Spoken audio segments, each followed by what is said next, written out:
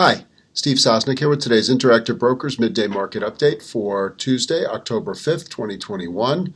After a pretty rocky day yesterday, we're rallying about 1% or more on the major indices today. That comes after yesterday's 2% decline at its worst, which comes after Friday's 1 and change percent advance. Do you sense a theme here?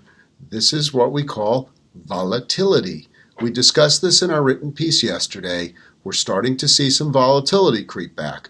The reason for today's rally, I think, is largely because we went down yesterday. The reason for Friday's rally was largely because we went down during the week before.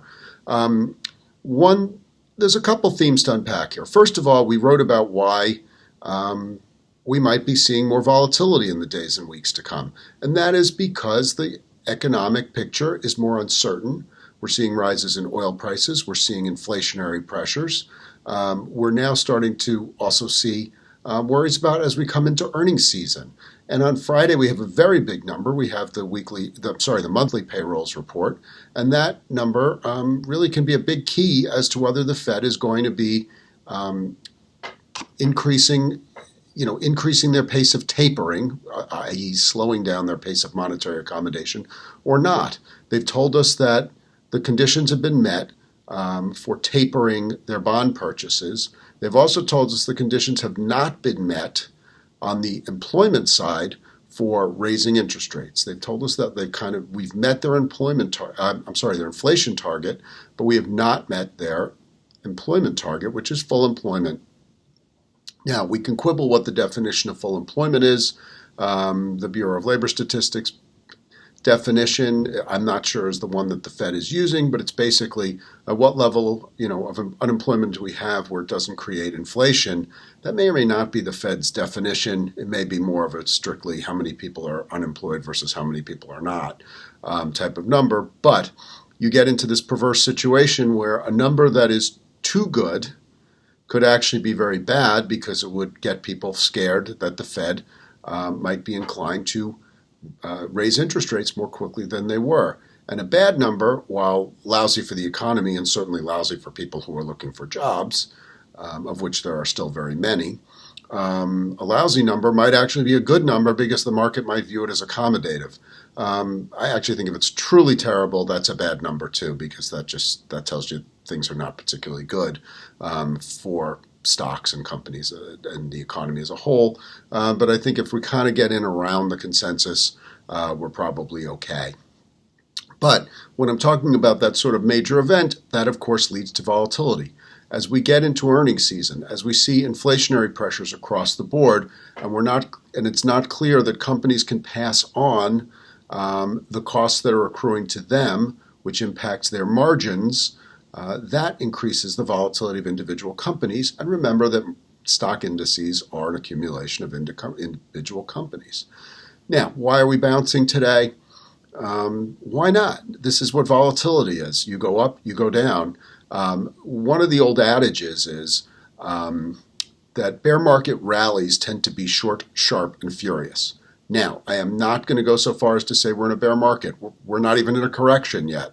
I guess Japan actually technically is as of this morning, but the U.S. markets are not even at a correction. We're barely flirting with 5% down at the lows, let alone a 10% correction, let alone a bear market. But in a market where everybody has been conditioned to buy dips because, quite honestly, it's pretty much worked flawlessly for the better part of a year and a half, why not buy the dip? And once you see it start to move, jump on that momentum train. That's also a trade that's worked rather well. Not perfectly, but rather well.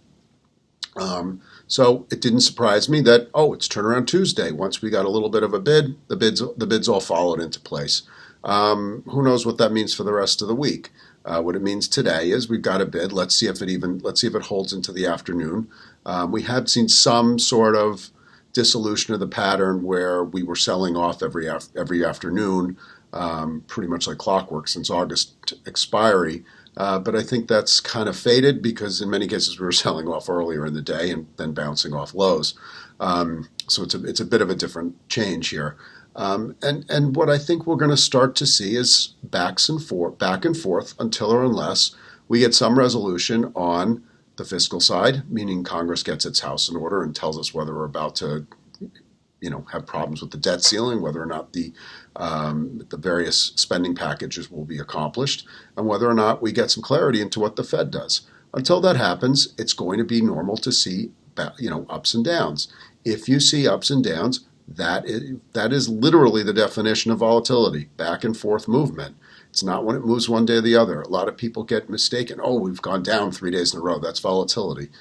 No. Volatility is measured. It doesn't have a sign to it necessarily. Yes, you could have volatility if you go down 3 days in a row and they're large moves, but you could also have no volatility if you go down 3 days in a row and you're down a point or two. It doesn't.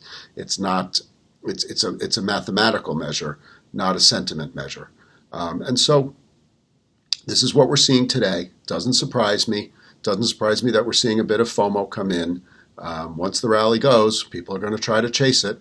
Let's see if that continues, and let's see what happens for the rest of the week, especially as we get into Friday, and next week as we get into earnings season and we start to get really into crunch time about the debt ceiling. Until then, happy trading. Take care. Bye-bye.